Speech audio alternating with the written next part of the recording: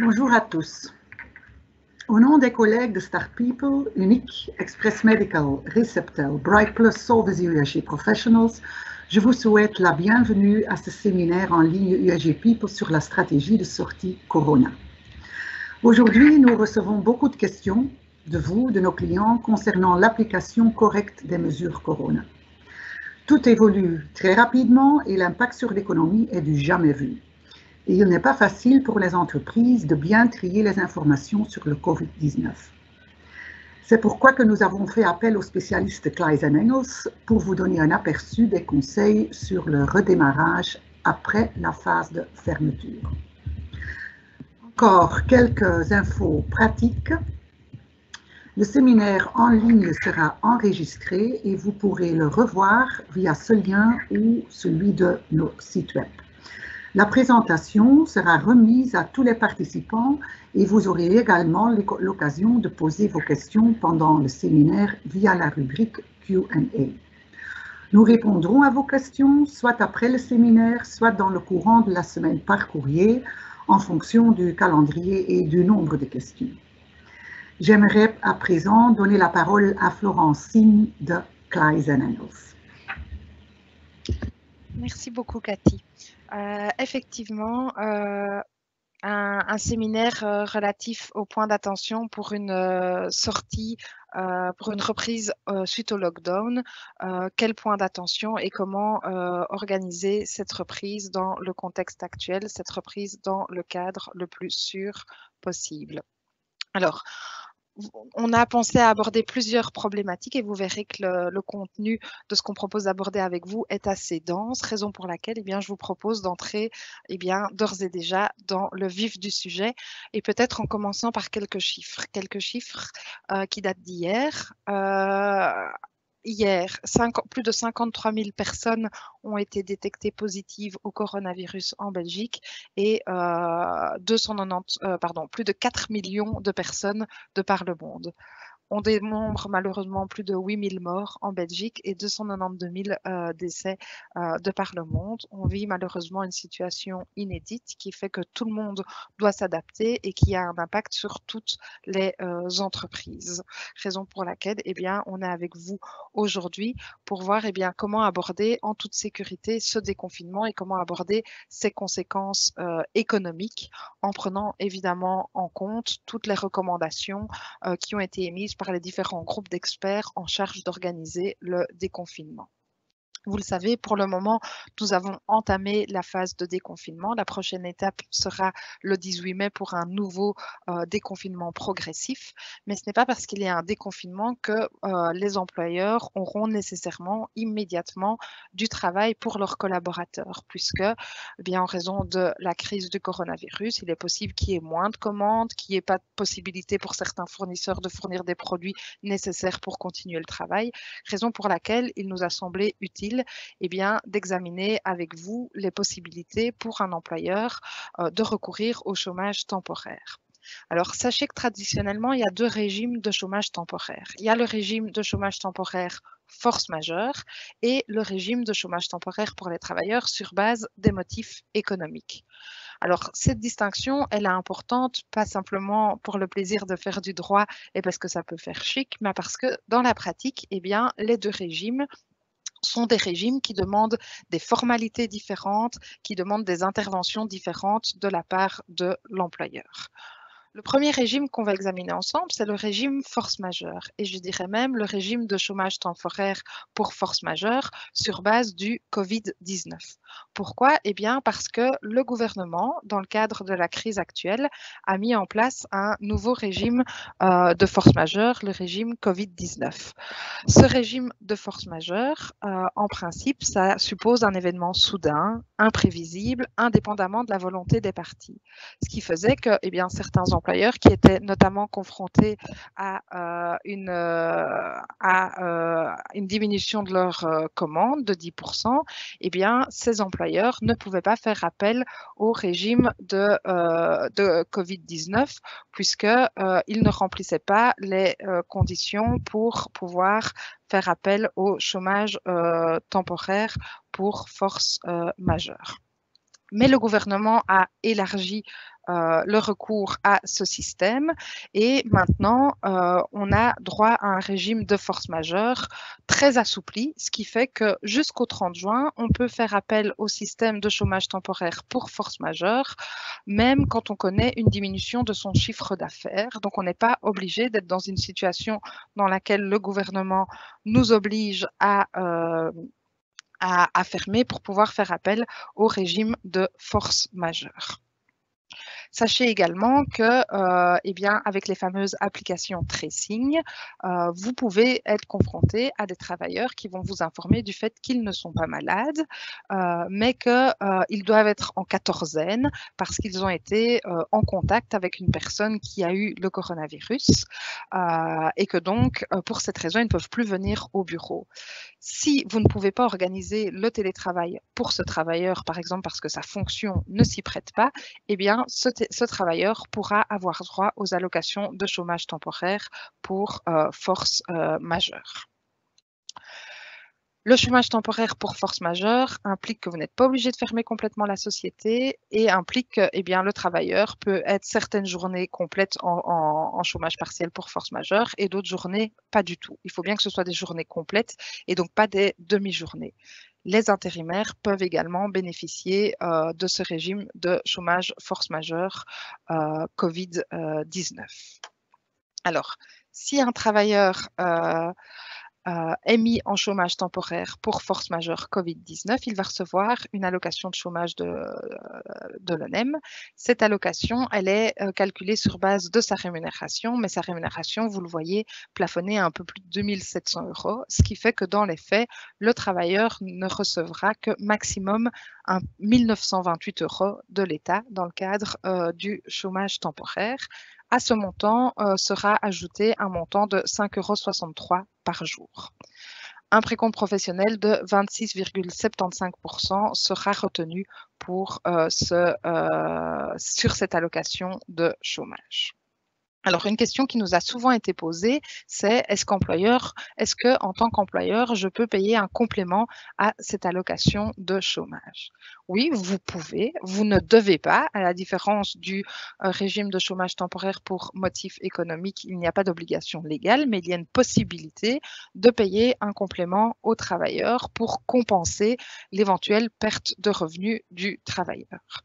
Si l'employeur décide de payer un complément à l'allocation de chômage, comment est-ce que ce complément va être taxé? Alors, du point de vue de l'ONSS, en principe, il n'y aura pas de cotisation de sécurité sociale.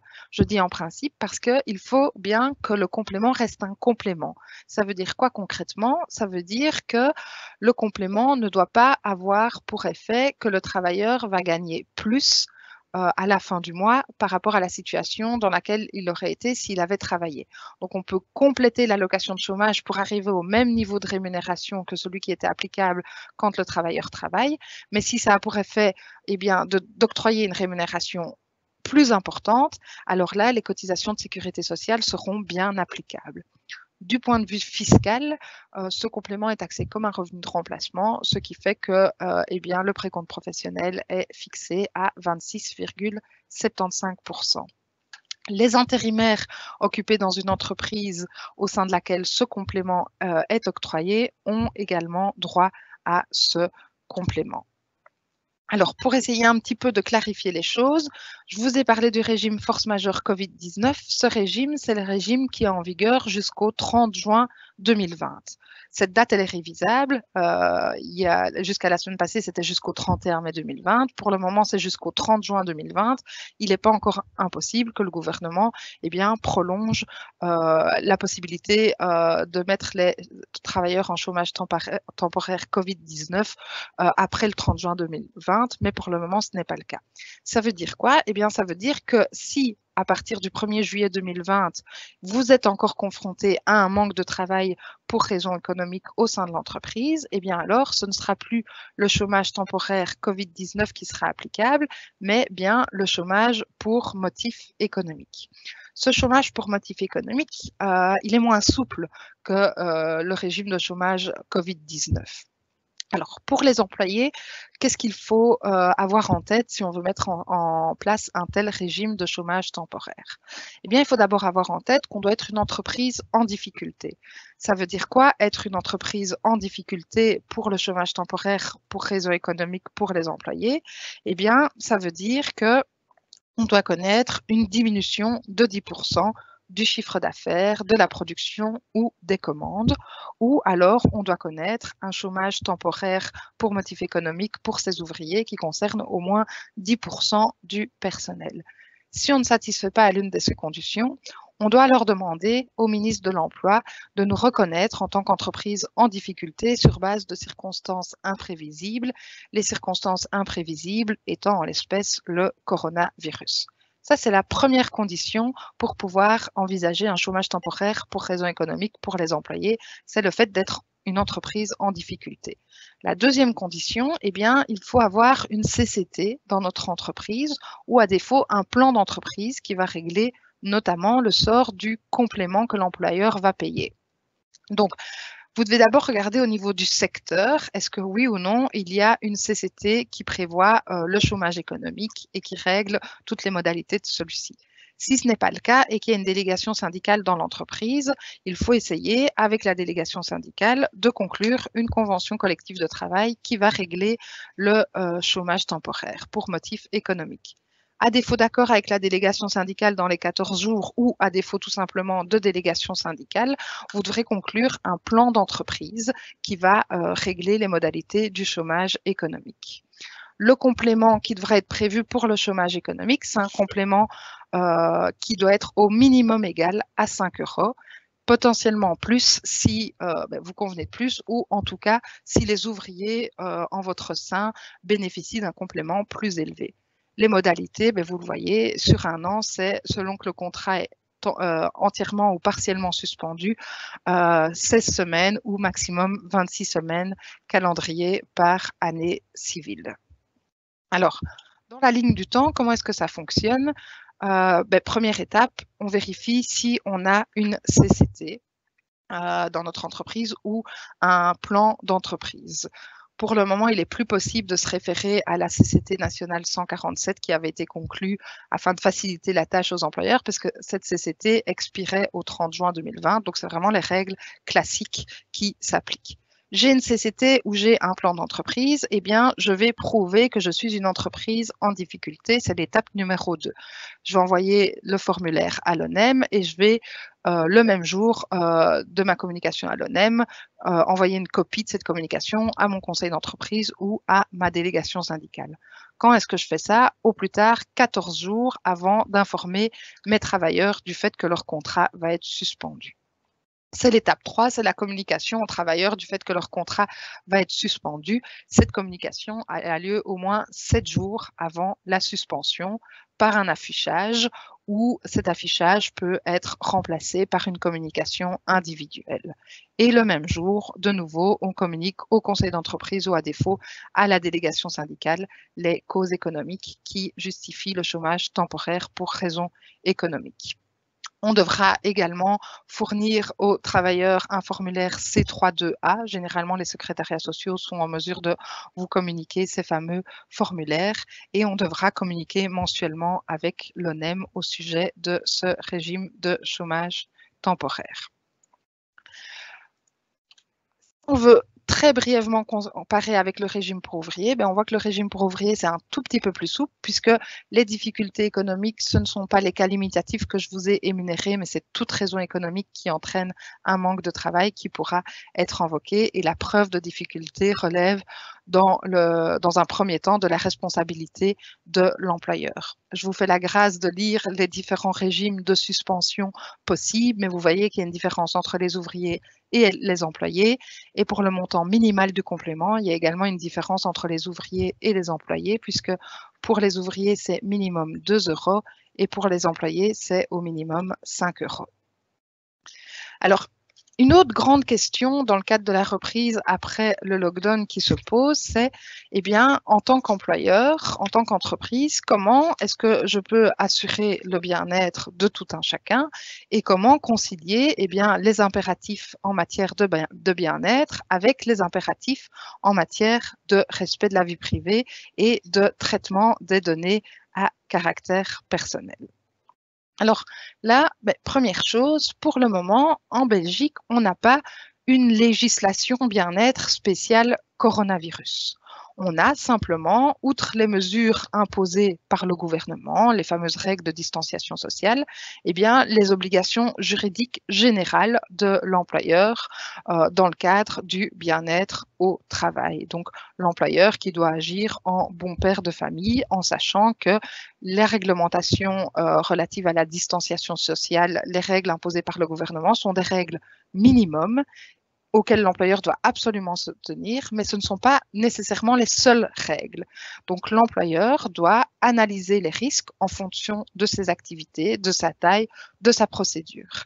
Et donc il doit analyser les risques en concertation avec le service interne et le service externe et en concertation, s'il y en a un, avec le comité pour la prévention et la protection au travail, et il doit informer les travailleurs des mesures qu'il prend dans ce cadre. Donc, on a les mesures du gouvernement et on a le gouvernement qui a également adopté une checklist. Vous en avez peut-être déjà entendu parler, la checklist COVID-19 qui était destinée à aider les employeurs à mettre en place une bonne organisation du travail pour éviter la contamination.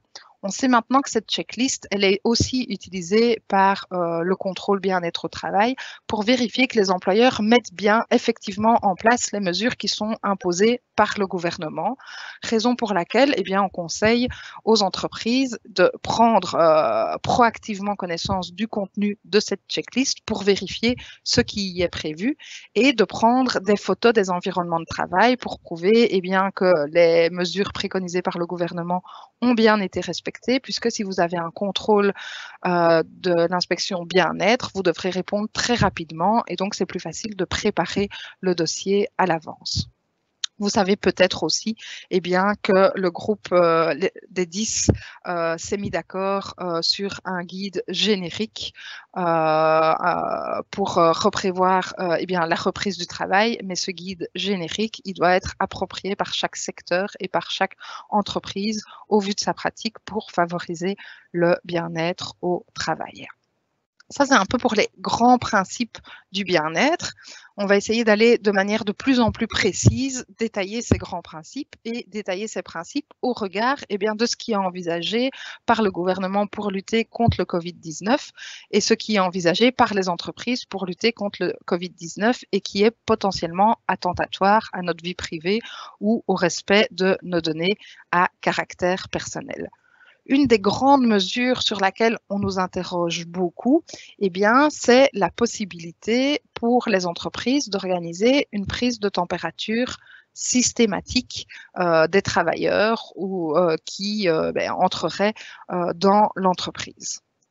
Alors, il faut savoir que la prise de température via des caméras thermiques, par exemple, ça s'apparente à des tests médicaux. Des tests médicaux, tout un chacun ne peut pas les faire. Ça doit être le conseiller en prévention médecin du travail ou le personnel qualifié sous sa supervision, parce qu'on suppose que le conseiller en prévention médecin du travail va être surchargé de demandes et que donc il ne va pas pouvoir répondre favorablement à toutes les demandes. Donc, premier point d'attention, tout un chacun ne peut pas organiser ou prendre la température. Deuxième point d'attention, est-ce que si je prends la température du personnel, est-ce que je traite des données à caractère personnel? Et si tel est le cas, est-ce que je peux traiter ces données à caractère personnel? Première question, est-ce que je traite des données à caractère personnel? Alors, l'autorité de protection des données en Belgique a expliqué qu'elle estimait que la simple prise de température par une caméra thermique n'impliquait pas automatiquement un traitement de données à caractère personnel et donc n'impliquait pas automatiquement que le GDPR devrait être appliqué. On sait qu'il y a certaines entreprises sur le marché qui proposent des services de caméra thermique en mentionnant expressément qu'il n'y a aucune donnée à caractère personnel qui est traitée dans ce cadre. Il faudrait vraiment vérifier ça, si c'est vraiment vrai dans la pratique, s'il n'y a aucune donnée à caractère personnel qui est traitée dans ce cadre, mais il nous semble à tout le moins que si la prise de température est organisée, eh bien, c'est pour qu'un travailleur qui présente de la température ne travaille pas. Et donc, si on relie une information, Monsieur X à 38,5 et Madame Y à 39 de fièvre, eh bien, il y aura bien des informations, des données à caractère personnel qui sont traitées, et donc il y aura bien le GDPR qui sera applicable. Si le GDPR est applicable, il nous faut une base légale pour traiter des données médicales. Or, des données médicales, en principe, on ne peut pas les traiter. Plusieurs exceptions possibles. Premièrement, le travailleur, enfin la personne concernée, en l'occurrence un travailleur, y consent.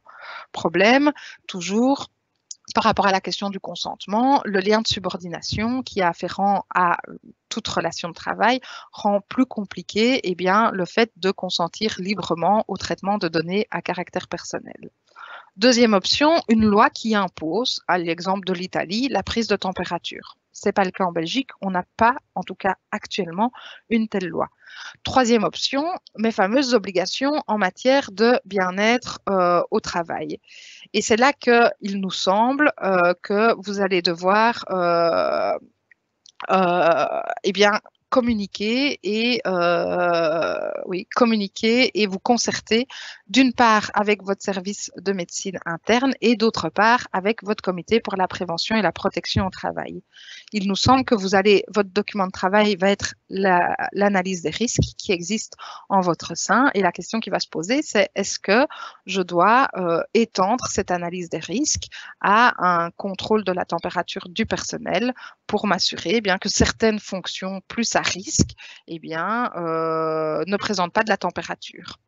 Si vous avez d'une part la médecine du travail qui vous conseille ou vous dit qu'il faut prendre la température de tout le monde ou d'une certaine catégorie du personnel et que vous avez informé et consulté votre CPPT, il nous semble que vous pourriez soutenir sur base du RGPD, et vous voyez que je suis très prudente puisque la matière évolue chaque semaine, que vous pourriez soutenir que vous avez une obligation légale au sens large d'organiser cette prise de température et que donc vous pouvez traiter les données à caractère personnel, sachant que ces données doivent être traitées avec la plus grande prudence et donc elles doivent être conservées le moins longtemps possible. Il peut y avoir un nombre très limité de personnes qui ont accès à ces données médicales. Vous devez en principe avoir une liste des personnes qui ont accès à ces données médicales et vous devez en principe également mettre en place une analyse des risques, une analyse d'impact au vu du type de données et du public concerné par le traitement des données à caractère personnel. Peut-être encore un point par rapport à cette question de la vie privée, un point sur la position de l'autorité de protection des données qui a publié certaines questions-réponses sur son site liées au coronavirus et à l'organisation du travail. On attire votre attention sur le fait que, selon l'autorité de protection des données, l'employeur ne peut pas demander d'informations sur les voyages récents. Il ne peut pas imposer aux travailleurs de compléter un formulaire de santé ou un formulaire sur ces voyages récents, mais il peut conseiller à ces travailleurs présentant des symptômes de ne pas se présenter. Pourquoi est-ce que l'autorité de protection des données est de cette opinion? Parce qu'elle estime que seul le médecin de l'entreprise peut obtenir de telles informations. L'autorité de protection des données est bien consciente du fait que si des collaborateurs, des collègues sont infectés, il est préférable que les autres collègues soient au courant pour pouvoir être mis en quatorzaine. Et donc, elle indique qu'on ne peut pas dire que monsieur un tel est infecté, mais on peut informer que la personne a été en contact avec une autre personne qui a le coronavirus. Normalement, cette information devrait aussi être obtenue via le tracing. Et pour les tests médicaux, elle attire l'attention sur le fait que ça doit être organisé par un médecin ou en tout cas sous la supervision d'un médecin. Ça, c'est pour l'aspect température. Un autre aspect, vie privée, on en parle beaucoup c'est le fameux tracing, le traçage des contacts. On va recevoir un message si on a été en contact avec une personne qui a eu le coronavirus. Et donc, il est possible que les employeurs soient confrontés à des collaborateurs qui ne sont pas malades, mais qui ne peuvent pas venir travailler puisqu'ils doivent être mis en quatorzaine en raison du fait qu'ils sont potentiellement à risque de par les contacts qu'ils ont eus. Alors, comment est-ce qu'on organise ça en droit du travail?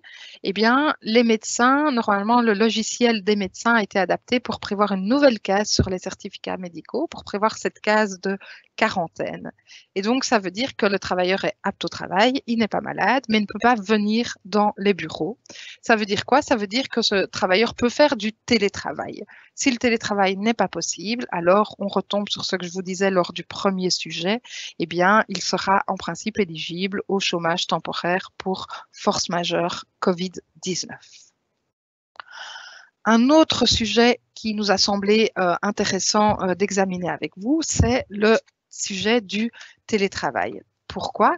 Eh bien, parce que beaucoup d'entreprises ont été contraintes ou mises devant le fait accompli. Elles ont dû organiser le télétravail très rapidement, alors qu'elles y étaient parfois réticentes dans le passé.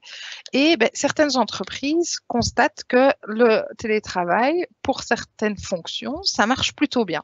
Et donc, elles envisagent de mettre en place un télétravail plus étendu.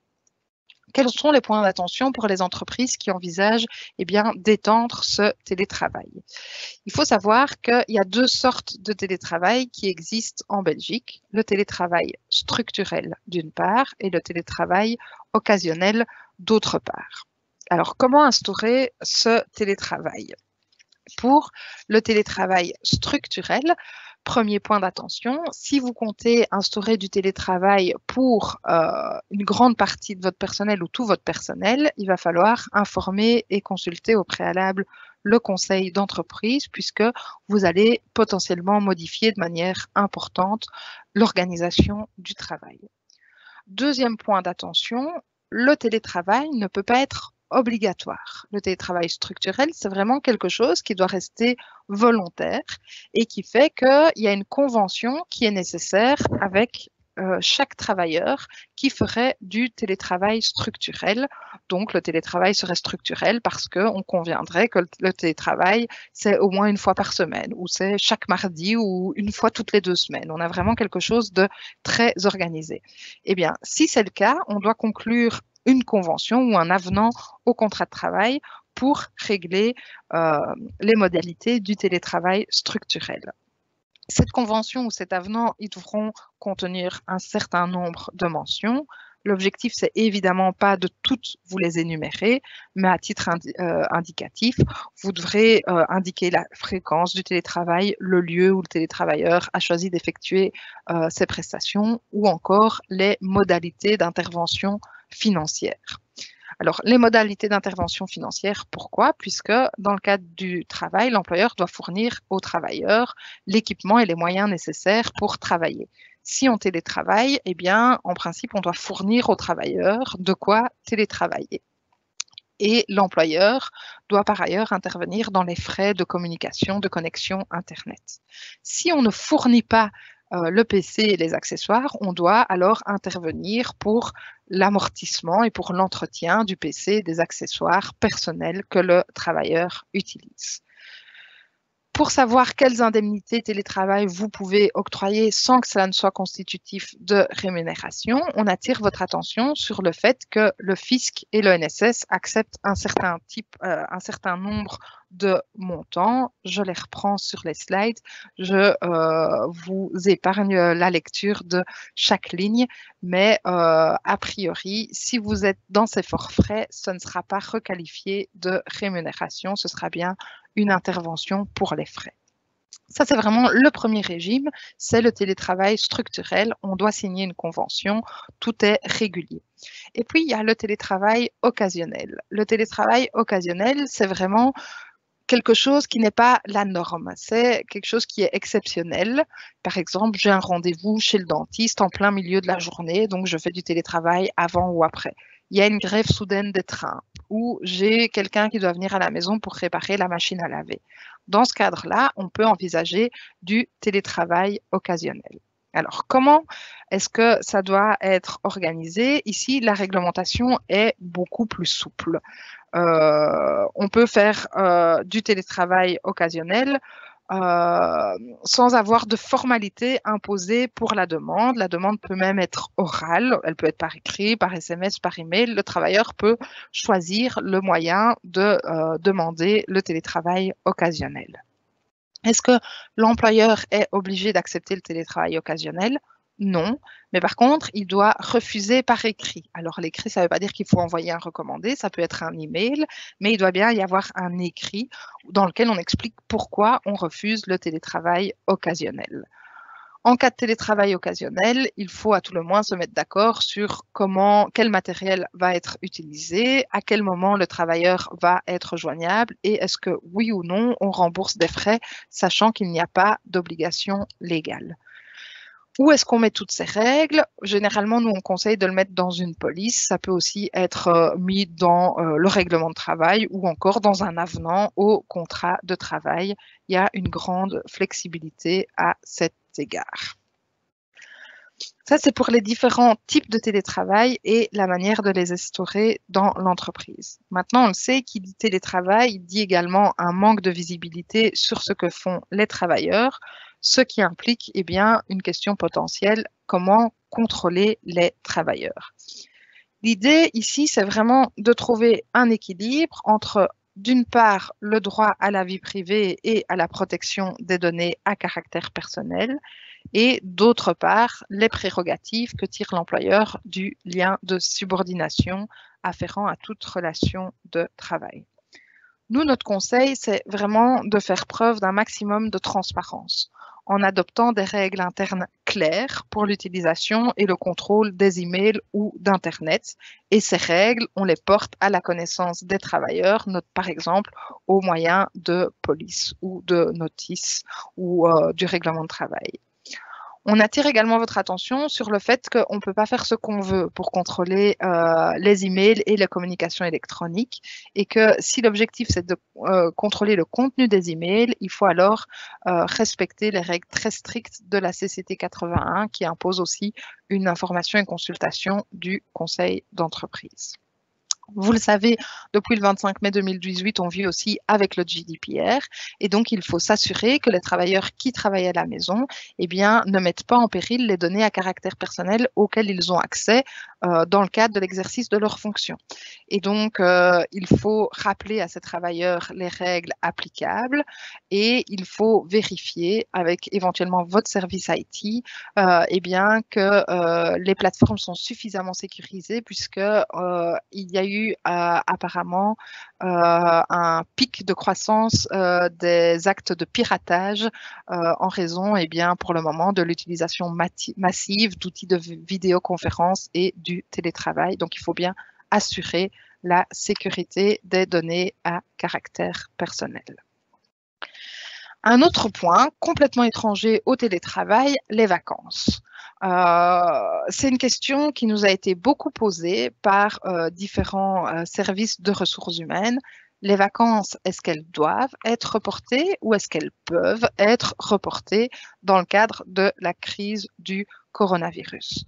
Alors, pourquoi est-ce qu'on pose cette question?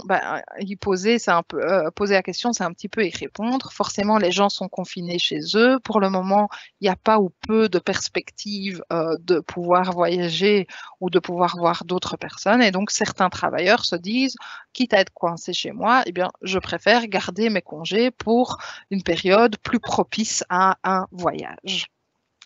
La question, ça va être, est-ce que les congés avaient, oui ou non, déjà été fixés?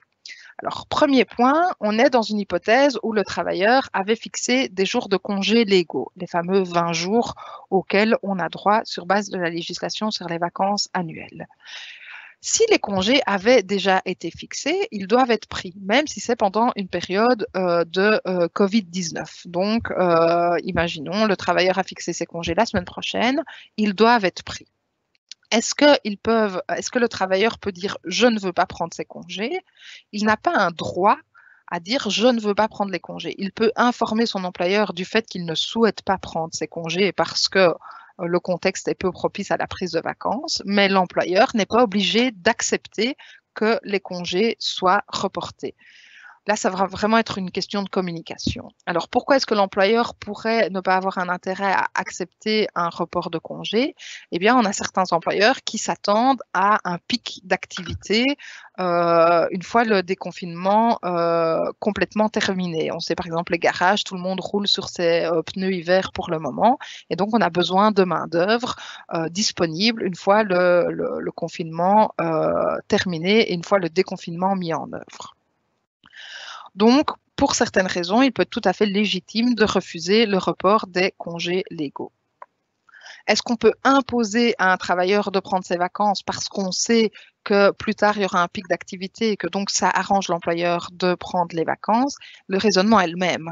S'il n'y a pas de période de fermeture collective prévue, les congés, ça se fixe de commun accord. Et donc, on ne peut pas maintenant imposer à un travailleur de prendre ses congés, par exemple, 3 semaines en juin parce que ça nous arrange plus. Ça doit vraiment être quelque chose qui est fixé de commun accord, en sachant que les congés doivent, en tout état de cause, être épuisés au 31 décembre de l'année et qu'ils ne peuvent pas être reportés, même s'il y a effectivement une tolérance de l'inspection sociale pour reporter les congés légaux au 31 mars. Ça, c'est pour la première hypothèse de congé, les jours de congés légaux. Deuxième hypothèse, les jours de congés extra-légaux. Mais c'est dans le titre, c'est extra-légal, donc ce n'est pas le législateur qui va prévoir la modalité de prise de ces congés. Donc il faut un petit peu vérifier la source. Est-ce que c'est au niveau du secteur, dans le règlement de travail, est-ce que c'est dans une police, est-ce que c'est dans le contrat, et est-ce qu'il est prévu quelque chose par rapport à la prise de ces jours de congés extra-légaux? Est-ce qu'il est possible ou non de les reporter? Sachant que par priorité, il vaut mieux que l'employeur épuise ses congés légaux, puisque ces congés légaux doivent être pris au 31 décembre de l'année. C'est généralement pris de commun accord et donc il ne va pas être possible d'imposer la prise de ces congés, sauf si on est au 30 décembre et que les congés ne peuvent pas être reportés, alors il faut organiser la prise de ces jours de congés extra-légaux. Si vous voyez que ça devient ingérable, il faut peut-être envisager de vous mettre autour de la table avec les partenaires sociaux pour envisager une solution quant au report de ces congés extra-légaux ou quant à un dédommagement financier de ces congés extra-légaux si vous avez besoin de beaucoup de main-d'œuvre. Troisième hypothèse, qui en réalité ne sont pas vraiment des congés, ce sont les jours de repos compensatoires, les jours de RTT, etc. Donc, première hypothèse, les jours de congés légaux. Deuxième hypothèse, les jours de congés extra-légaux. Troisième hypothèse, les jours de repos compensatoires, les jours de RTT. Là, à la différence des jours de congés extra-légaux, c'est fixé dans la loi. Donc, on nous dit comment et dans quel délai les jours de repos compensatoire doivent être pris. Si on prend un dimanche, en principe, si un travailleur travaille un dimanche, le repos compensatoire, il doit être octroyé dans les 6 jours qui suivent le dimanche en question. Et donc là, ce n'est pas tellement le coronavirus qui va être l'élément à examiner, pardon. Il y a une obligation de l'employeur d'imposer en réalité la prise de ces jours de compensation en déant la période de référence qui a été fixée par la loi, par le secteur ou encore par le règlement de travail. Donc, quelques petits conseils. N'acceptez peut-être pas automatiquement dans les entreprises l'annulation de tous les jours de congé planifiés, puisque ces jours de congé doivent en tout état de cause être pris avant le 31 décembre et que ça peut entraîner des problèmes dans l'organisation du travail par après.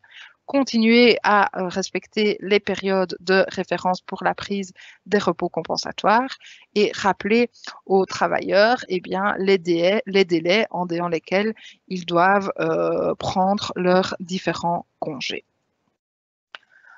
À nouveau, un nouveau sujet également totalement différent, donc sans transition aucune. Une question qui nous est également beaucoup posée, c'est est-ce que les conditions de travail peuvent être adaptées en raison de la crise du coronavirus? Alors, de nouveau, il n'y a pas une législation coronavirus qui prévoit une modification de la rémunération ou des conditions de travail pour circonstances exceptionnelles. Et donc, ça va être cette fameuse théorie avec laquelle vous êtes peut-être familier du licenciement implicite ou de l'acte équivalent à rupture qui va être pertinente en l'espèce. Ça veut dire quoi? Eh bien, ça veut dire qu'un employeur ne peut pas modifier unilatéralement et de manière importante un élément essentiel du contrat de travail. Ça veut dire quoi un élément essentiel du contrat de travail? C'est la rémunération, la fonction, la ligne hiérarchique. Et donc, vous ne pouvez pas, en tant qu'employeur, modifier de manière importante. Ça veut dire quoi? Ça veut dire qu'une modification non importante peut être envisagée sans l'accord du travailleur. C'est quoi une modification non importante? Eh bien, il nous semble que si on demande à un travailleur d'aller renforcer un service dans lequel il y a un surcroît extraordinaire de travail en raison du coronavirus pendant 2 semaines, eh bien, ça fait partie du droit à la variation dont un employeur dispose. Par contre, si on lui demande de changer de fonction pendant 2 ans, là, évidemment, la question va être totalement différente. La rémunération, là, ça va vraiment être quelque chose, évidemment, de très sensible qu'on ne peut en principe pas changer de manière unilatérale. Ce que vous devez faire, c'est regarder si dans le contrat de travail, il y a une certaine flexibilité qui est prévue ou si tout est listé de manière si précise que vous ne pouvez absolument rien modifier. En sachant que le contrat de travail doit être équitable étant donné que le travailleur est dans un lien de subordination et que même s'il a accepté de tout modifier, eh bien, il pourrait après refuser une modification de sa rémunération et de sa fonction ou encore de son horaire qui aurait lieu de manière définitive parce que c'est trop important que pour être accepté anticipativement dans un contrat de travail.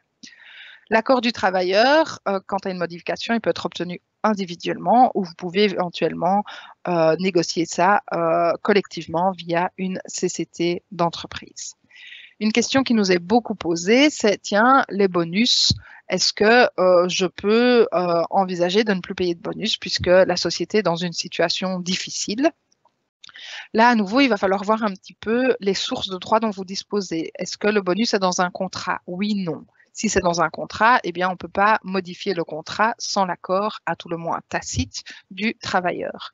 S'il n'y a pas de bonus ancré dans un contrat de travail, ça ne veut pas dire qu'il n'y a aucune source de droit. Si depuis 10 ans, le travailleur a un bonus à la même époque, eh bien, il y a un usage. Et l'usage, c'est aussi une source de droit en Belgique qu'on ne peut pas supprimer du jour au lendemain. Il faut un certain préavis pour supprimer un usage.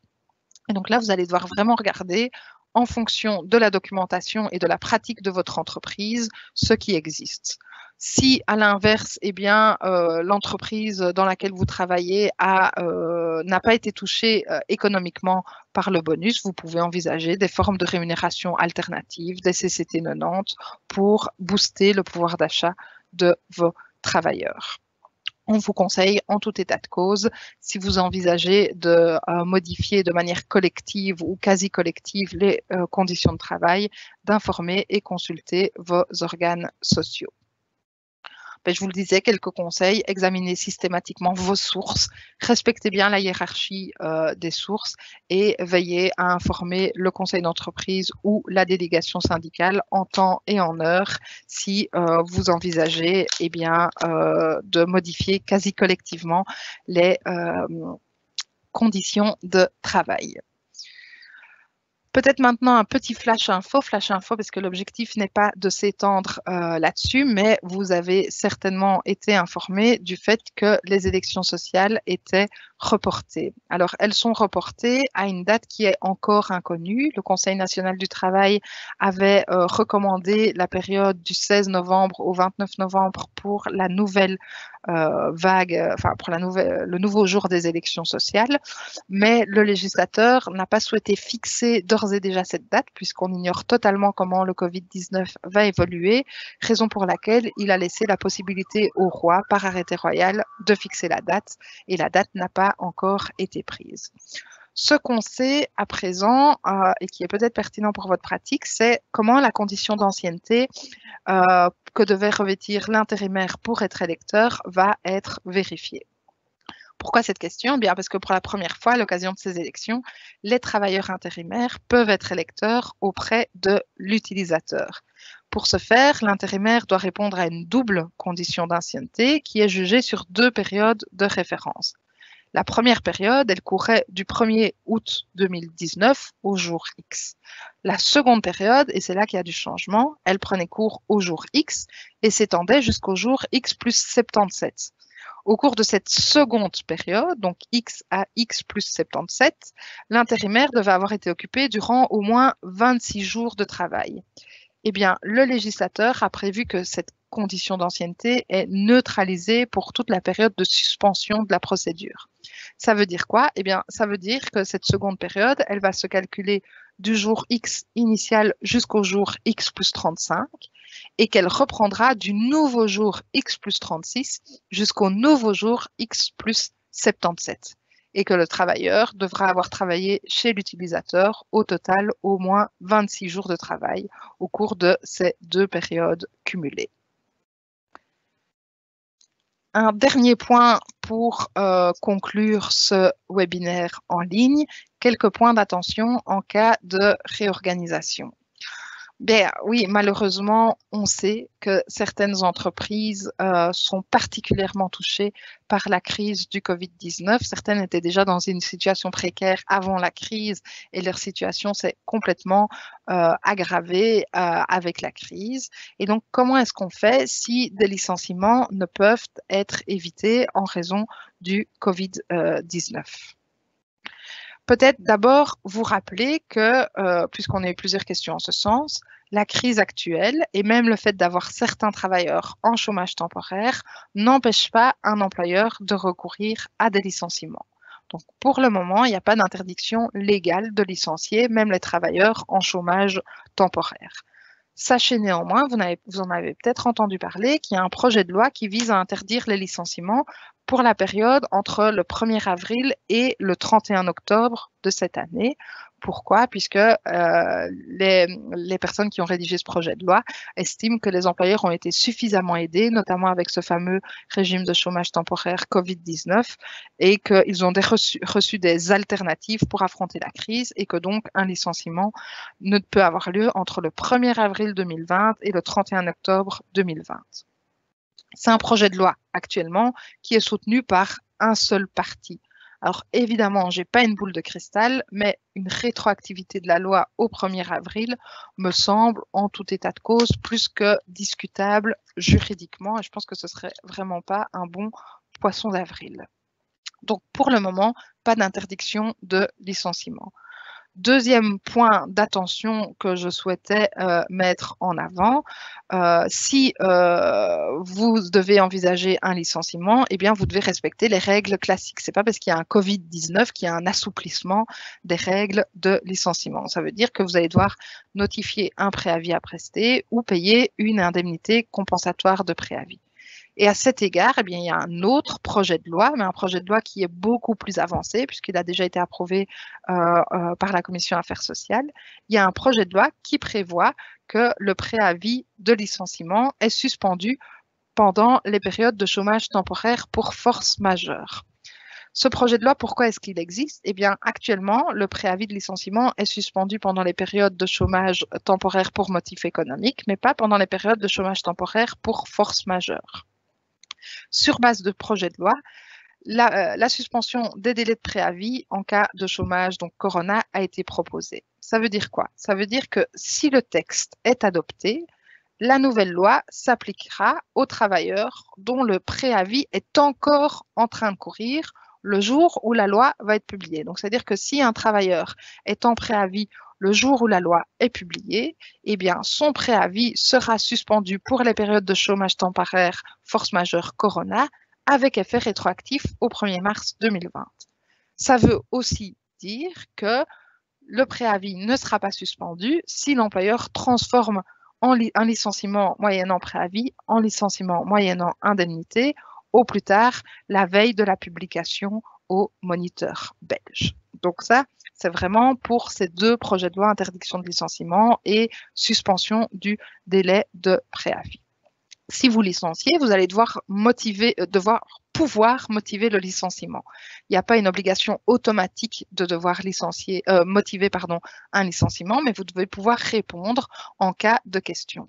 Alors, le chômage, les motifs économiques, organisationnels de travail sont des motifs qui sont considérés comme des motifs qui impliquent que le licenciement n'est pas manifestement déraisonnable, mais vous allez devoir expliquer pourquoi, dans le cadre de vos suppressions de postes pour motif économique, eh bien, c'est Madame Y qui a été licenciée et pas Monsieur X. Donc, vous pouvez quand même, en tant qu'employeur, avoir des questions à ce niveau-là.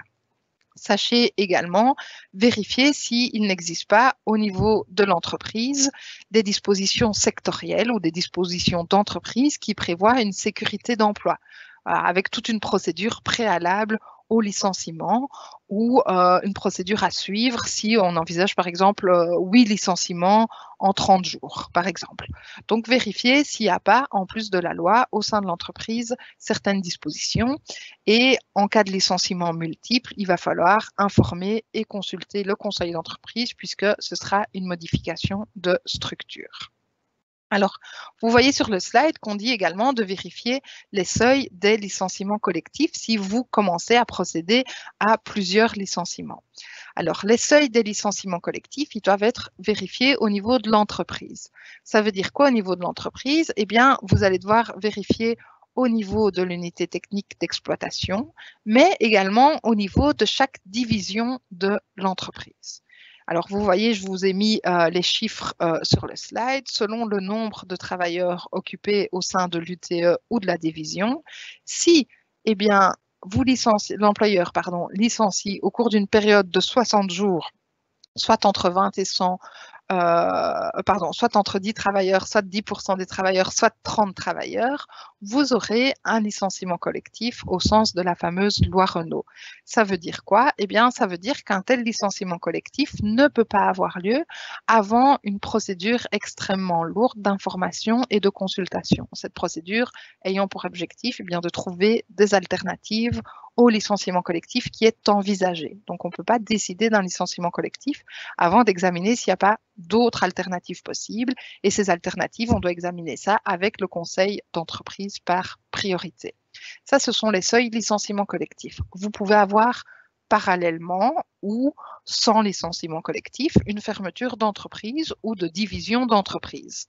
Quand est-ce qu'on a ça? Eh bien, quand il y a une cessation définitive de l'activité principale, quand le nombre de travailleurs occupés dans l'entreprise tombe en deçà d'un quart. Donc, l'effectif diminue de 75%. Dans une division qui compte au moins 20 travailleurs, eh bien, j'ai une fermeture de division d'entreprise. Ça, c'est pour l'aspect, en fait, réorganisation, aspect licenciement. Mais on peut avoir une réorganisation sans licenciement, mais avec une modification des conditions de travail. Je vous le disais, si c'est une modification importante des conditions de travail, il va vous falloir l'accord des travailleurs, accord individuel ou collectif via une CCT. Et si cette modification est collective ou quasi collective, il conviendra d'informer et de consulter votre conseil d'entreprise. Voilà pour ce séminaire. Quelques petites conclusions finales avant de passer la parole à Else pour les questions que vous avez potentiellement posées. Mais voilà, on suit de très près la législation et ce que je vous dis aujourd'hui peut-être ne sera plus du tout d'actualité la semaine prochaine. Donc, il faut vraiment être très attentif à l'actualité et respecter scrupuleusement les mesures et les recommandations du gouvernement, lesquelles évoluent aussi très souvent.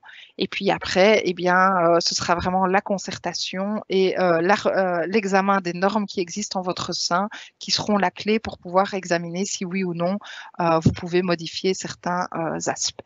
Voilà, je parle la parole à Else. Merci Florence. Oui, on a reçu beaucoup de questions intéressantes. Déjà, une première, pertinente, je crois. Est-ce discriminatoire de ne mettre qu'une personne sur trois en chômage et temporaire, force majeure, au sein d'un même département, ou faut-il faire une tournante, en faire travailler partiellement chaque collaborateur du département? Non, c'est pas discriminatoire. Alors, il y a rien qui est précisé dans la loi. Maintenant, il faut effectivement pouvoir expliquer pourquoi le régime est organisé de manière telle, et bien que c'est monsieur et madame A qui sont en chômage temporaire avec une perte de revenus, si ces personnes estiment que c'est discriminatoire, encore faudrait-il qu'il y ait un critère protégé qui soit visé. Donc, il faudrait, si c'est une dame, qu'elle dise, j'ai été mise en chômage temporaire parce que je suis une dame et tous les hommes sont encore au travail, quelque chose comme ça. Donc, il faudrait qu'un critère soit violé. OK. Beaucoup de questions aussi sur le télétravail, le travail à domicile. Hein. Où est-ce qu'on est maintenant? Est-ce que c'est obligatoire de prévoir ça ou est-ce qu'on peut obliger les gens de retourner au bureau? Où est-ce qu'on est maintenant? Alors, le télétravail, pour le moment, n'est plus obligatoire. Il est recommandé par le gouvernement, mais il n'est pas obligatoire. Ça veut dire quoi? Ça veut dire que les employeurs peuvent attendre de leurs travailleurs qu'ils reviennent au bureau. Bon, là, évidemment, il faut un peu les prévenir à l'avance et pas les prévenir du jour au lendemain, de manière à ce qu'ils puissent organiser.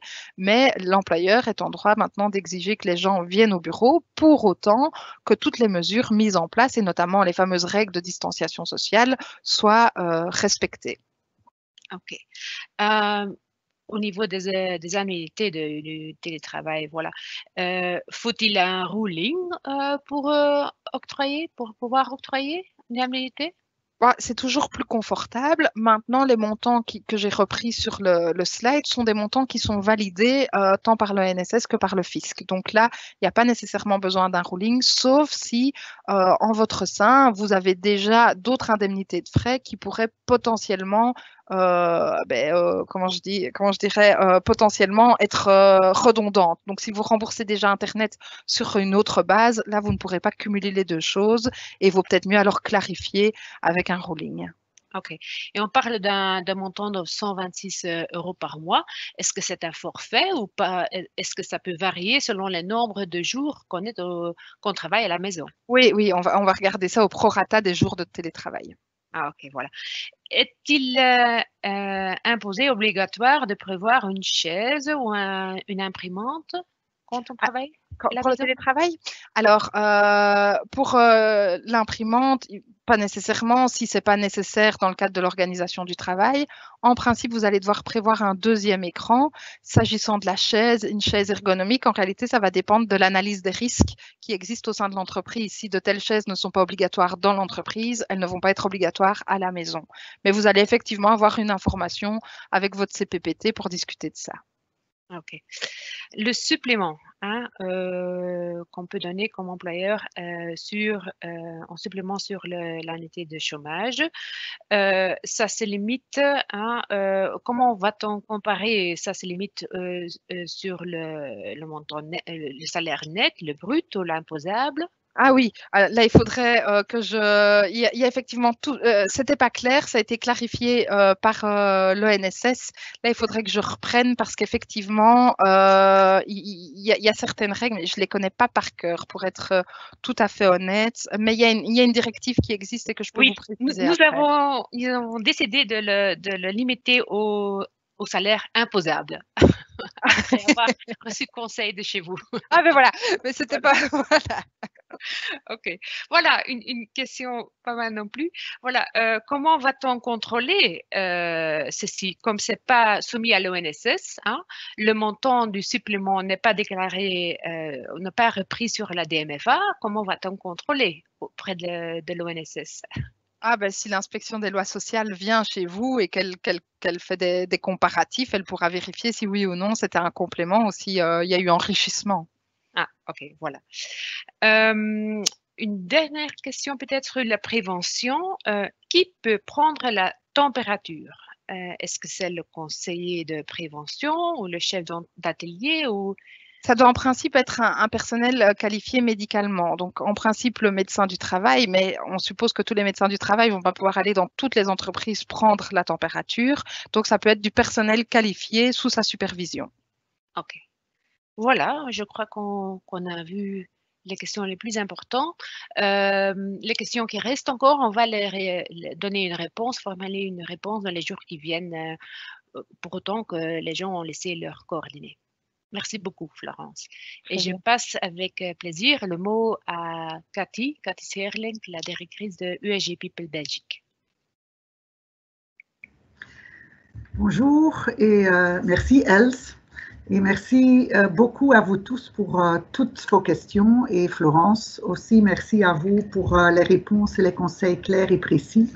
Et je voudrais encore confirmer que la présentation sera mise à tous les participants ici. Donc vous allez recevoir les slides. Et à nos clients, un grand merci pour votre participation à ce séminaire en ligne. Et je vous souhaite tous encore une très belle journée. Merci.